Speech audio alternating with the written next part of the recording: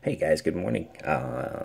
Ezekiel number 34 today, and we are reading about the irresponsible shepherds and then God sending his true shepherd. God speaks first about the irresponsible shepherds. He says in verse 4, "The weak you have not strengthened, nor have you healed those who were sick, nor bound up the broken, nor brought back what was driven away, nor sought what was lost." Yeah, this is actually God speaking about the expectations that he has of his shepherds. In our own right, we're all sort of shepherds. We all have those that are following us, those that we are leading, trying to lead to Christ. Whether it's our brothers or our wives or our children. There's somebody that we're trying to lead to Christ. There's somebody that we're trying to help grow up in the Lord. And he says, these are the people.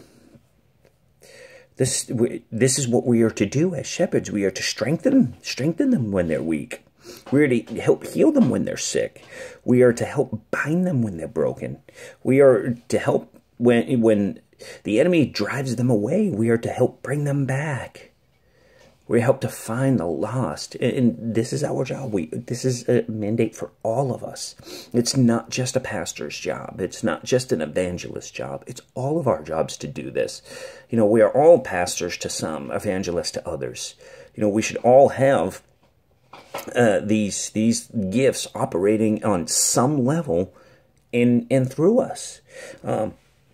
I searched down a little bit more, in verse 5 it says, "They became food for all the beasts of the field." And I'm looking at this as metaphorically, that spiritually, without shepherds being who they're called to be and being the shepherds, these people, us included, if no one's shepherding us, these people, they're out there just as sheep, just lost.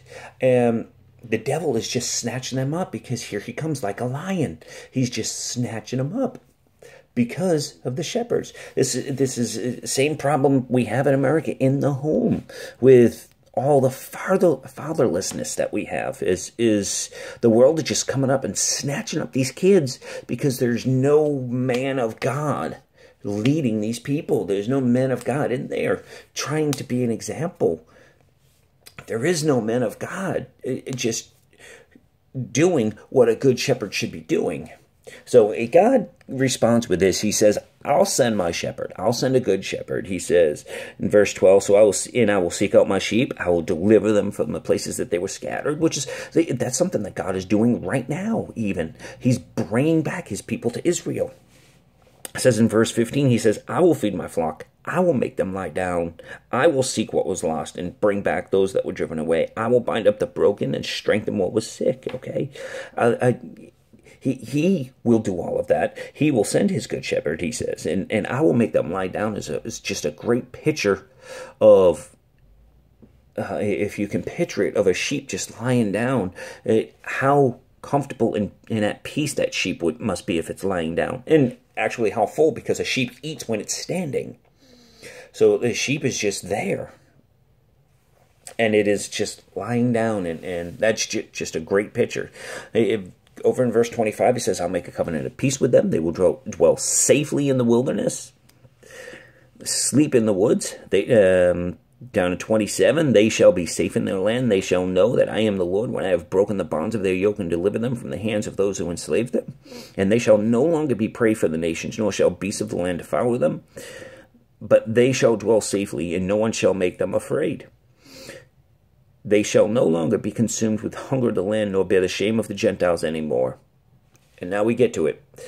"They shall know that I am the Lord their God. You are my flock, you are men. I am your God, says the Lord." You see, God does all of this. Back to that, "They shall know that I am the Lord." God wants that first for all of us. He wants that first. And he says, when this happens, all of this other stuff, when you recognize me as creator, and now when you accept salvation, he says, all of this stuff, I will do. I will make you safe. I will do all of this stuff. So when you give up that life to God, and as a good shepherd, for those that you do shepherd, It's our job to be the example. Give up our life to God. Let others, especially those who you have influence over, see the work God does in you. It's okay. It's okay. You know what? You're going to mess up. We all do it. Listen, we all do it. When you mess up, it's okay for your children. It's okay for your spiritual children. It's okay for your wives. It's okay for others to see that you have messed up. And it's okay for them to watch you seek God in that time so that they themselves will learn correctly, because they're going to mess up too.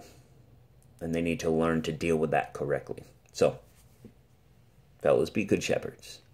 Have a great day. I love you all.